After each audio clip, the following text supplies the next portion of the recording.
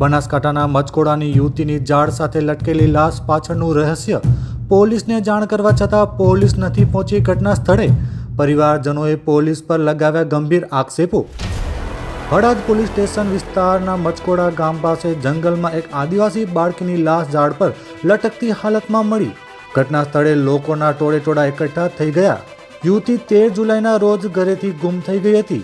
17 જુલાઈએ ગામ લોકોએ લાશને ઝાડ પર લટકતી જોઈ અને આસપાસના લોકોને તેની જાણ કરી. ત્યારે હળદ વિસ્તારના મચકોડા ગામની કિંજલબેનની લાશ 17મી જુલાઈના રોજ એક ઝાડ પર લટકતી હોવાની જાણ થતાં મૃતક કિંજલના પરિવારજનોએ આ અંગે હળદ પોલીસને જાણ કરી હતી. જ્યારે આ ઘટનાના સમાચાર ફેલાતા ડઝનેક લોકો મૃતદેહને જોવા માટે એકઠા થઈ ગયા હતા, જે સંપૂર્ણપણે સડી ગયેલા શરીરનો તમાશો જોતા હતા. મૃતક કિંજલબેનના પરિવારજનોએ હળદ પોલીસ પર ગંભીર આક્ષેપો કર્યા છે. આ ઘટના અંગે હળદ પોલીસને જાણ કરવામાં આવી હતી, પરંતુ 2 દિવસ થયા છતાં હજુ સુધી આ ઘટનામાં FIR નોંધવામાં આવી નથી. તેમ છતાં હળદ પોલીસ ઘટના સ્થળે પહોંચી ન હોવાનું મૃતકના પરિવારજનોએ જણાવ્યું હતું. પોલીસ ઇન્સ્પેક્ટર પર નારાજગી, કહ્યું કે સાહેબ કહે છે મૃતદેહ નીચે ઉતારો. પરિવારજનોના ખર્ચે પોસ્ટમોર્ટમ માટે હોસ્પિટલ લઈ જવો પડશે. મૃતકના પોસ્ટમોર્ટમ માટે ડૉક્ટરને હું ફોન કરીને કહી દઈશ. ખાસ વાત તો એ છે કે 2 દિવસ વીતી ગયા પછી પણ ઝાડ પર લટકતી લાશ સડી રહી છે. તો સાહેબની ફરજ તો એ છે કે ઘટના સ્થળે જઈને ઝાડ પર લટકતી લાશને નીચે ઉતારવી અને સ્થળ પર તપાસ કરવી. પંચનામા કરીને તપાસ થવી જોઈતી હતી, પરંતુ સાહેબ તમારી માનસિકતા પોલીસની છબી ખરાવી રહી છે. હજુ સુધી પોલીસ ઘટના સ્થળે પહોંચી નથી, તો પછી કયા આધારે પોસ્ટમોર્ટમ કરવાની વાત કરી રહ્યા છે?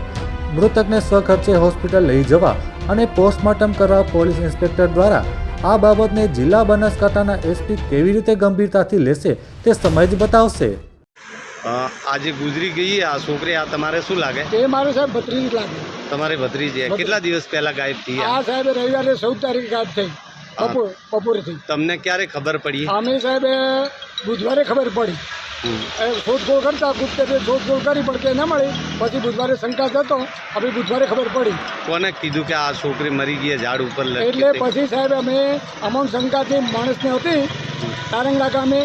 અમારે બહુ અને મારા ગામના છોકરો, અમારે ભત્રીજા, મારા છોકરાઓ બધા એ ગામે ગયા. એટલે એ ગામે ગયા પછી એને પૂછ્યું. એટલે શું પ્રેમ પ્રસંગનો મામલો?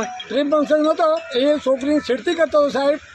એ છોકરી એમનો સંબંધો હતા એટલે શંકા હતી અમને. આ છોકરો લઈ ગયો એટલે એમને ઘેર પૂછવા ગયા.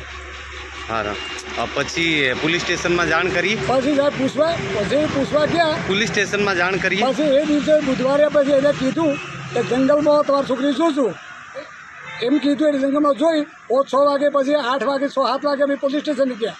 પોલીસ સ્ટેશનમાં સાહેબને જાણ કરી? જાણ કરી સાહેબ, જમાદારને જાણ કરી. ક્યારે જાણ કરી? બુધવારની હોજન હોશે સાહેબ. જે બુધવારે બોલો 17 તારીખે? બુધવારે 17 તારીખે અમે જાણ કરી સાહેબ. સાહેબ શું કીધું? સાહેબ એમ કીધું કે સવારે આવશું. બરાબર. એટલે ગુરુવારે પછી અમે માણસો નક્કી વાત છે કે નહીં, એટલે બુધવારે સાહેબ અમે બપોર પછી. કેટલા દિવસથી આ જાણ કરી?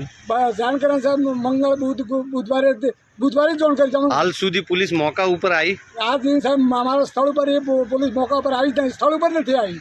અને હાલ છોકરી ત્યાં ને ત્યાં ઝાડ ઉપર લટકી રહી છે? સાહેબ ઝાડ ઉપર લટકી રહી છે.